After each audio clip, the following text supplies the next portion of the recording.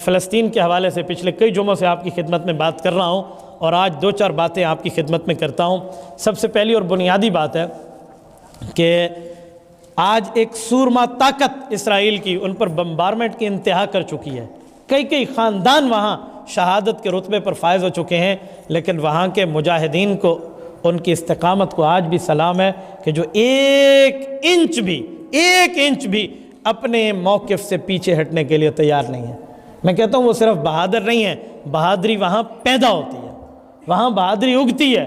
یقین مانیے آپ حیران ہو جائیں کہ ان لوگوں نے اپنی آزادی کی جنگ پر یہ کام کیا ہے کہ وہ آزادی کی جنگ لڑ رہے ہیں، حریت کی جنگ لڑ رہے ہیں۔ آج دنیا کفر اسرائیل کی پشت پہ ہے، لیکن دنیا اسلام کے حکمران جو ہے بالکل خواب خرگوش کی نیند سو رہے ہیں۔ یاد رکھیں ہم عوام ہیں تو جتنی ہماری طاقت ہے ہم اتنا بولیں گے، جتنی کسی طاقتور کی طاقت ہے اس سے اتنے کے بارے میں سوال ہوگا۔ یہ بار بار بات کر کے جو معاشرے میں ہم جملہ کہہ رہے ہیں یہ اپنے سر کے اوپر سے گناہ ہٹانے کے لیے ہے کہ جتنی اللہ نے طاقت دی ہے اتنا تو بندہ بولے۔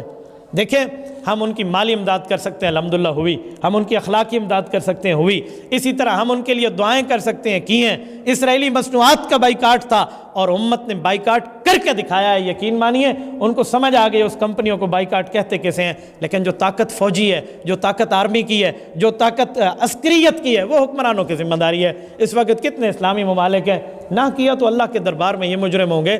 آپ اور ہم اپنا فریضہ پورا کر کے جائیں۔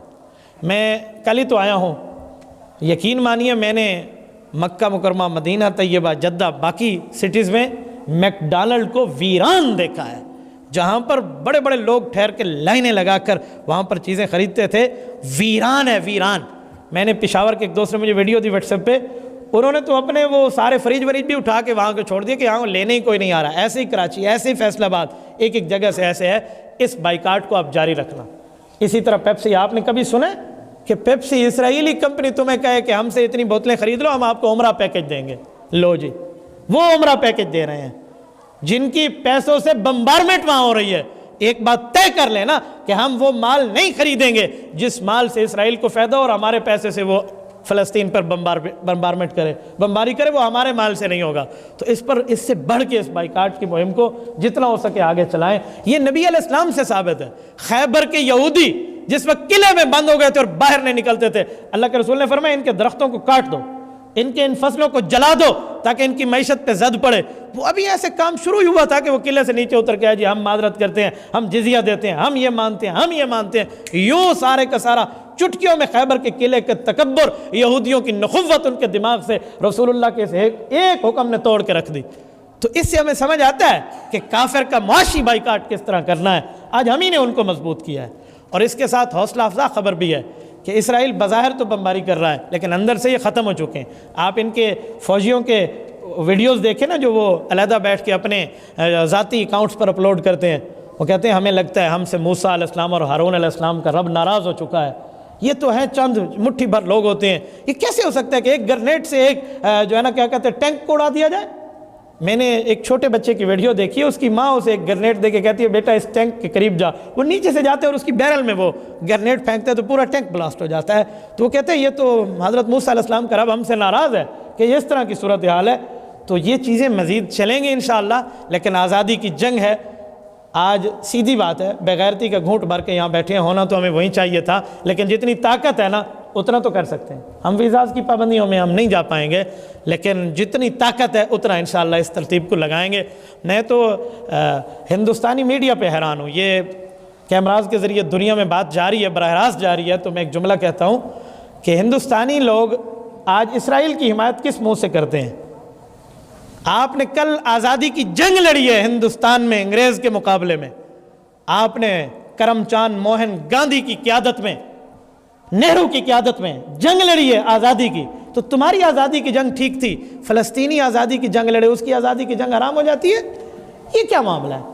آج دنیا میں آزادی کی جنگ، جو آزادی کی تحریک پہ اٹھے اس کی حمایت ہوتی ہے، تو پھر کیا مطلب ہے کہ وہاں کے معاملات اس طرح کر دیں اور ان کی مخالفت کر دیں؟ کل نوٹیفیکیشن جاری ہوا ہے سرکار کی طرف سے ہندوستان میں کہ جو مسلمان جمعے کے خطبہ ہے نا، وہ جمعہ نماز میں فلسطینیوں کے لیے دعا بھی نہ مانگیں۔ لو جی، کیا ڈر ہے؟ میرے خیال میں پھر یاد رکھنا چاہیے حضرت عیسیٰ علیہ السلام کی جو آمد ہے نا، حدیث پاک میں ہے حضرت عیسیٰ علیہ السلام کے ساتھ آئے ہوئے گروپ نے تغزو الہند، پھر ہندوستان کو فتح کرنا ہے، تو انشاءاللہ تعالیٰ اس جیسی بےایمانی انہی کی فتح کا سبب بنے گا۔